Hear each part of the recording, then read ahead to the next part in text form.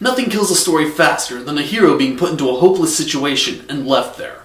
Quite like how nothing kills a player's motivation to be in a game, quite like being given an impossible task. So today, we're going to be talking about sticky situations and why you should always give your players a way out of them.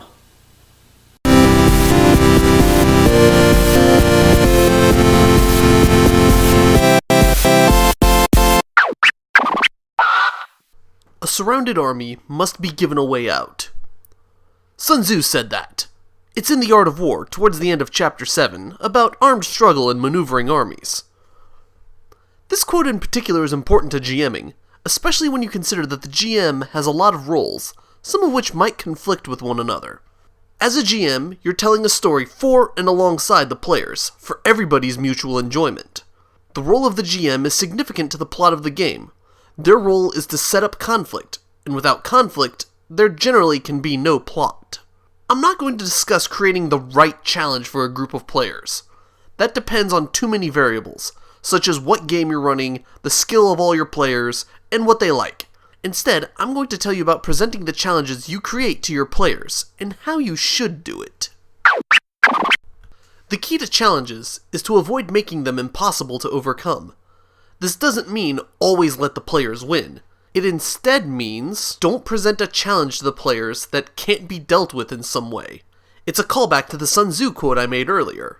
In fact, the best practice for this situation is very similar to one of the earlier pieces of GM advice I gave. Just like your plot, keep your problems flexible. I've seen and heard of numerous GMs who would come up with a problem for the players, but would veto, either explicitly or through consequences of the player's actions, any solution that wasn't the solution they had originally intended. Let's say there's a very important door the players need to get through, but it's magically sealed so that it can only be opened with a specific key. The players have no idea where the key is, and you've said before that time is running out. One of the players asks about the walls, and you say they're made of ordinary stone. One of the players then says that they have a spell or item that can destroy the walls around the door so they can get through. It'd be wrong of you then to say that their solution doesn't work, since based on the information you presented them, it should. This sort of logic is used a lot in video games, where only a few solutions to a given problem are accepted.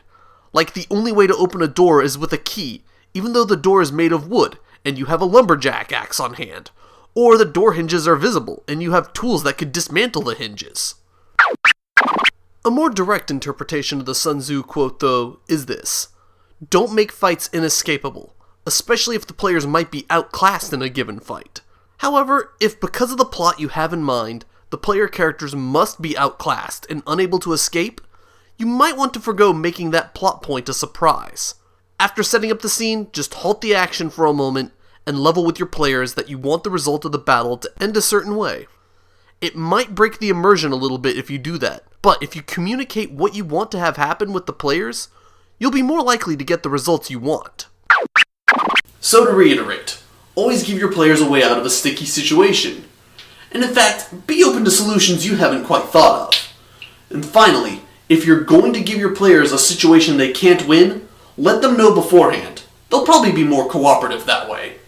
With all that said, I am Arundel Shadle, and I will see you all next time. Me and Klaus thank you for watching.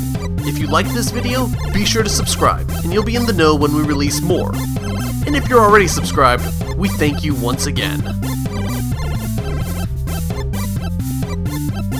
You still here? Okay, this time the secret saying is Cao Cao. I'll have Klaus spell that out for you. Leave it in the comments section.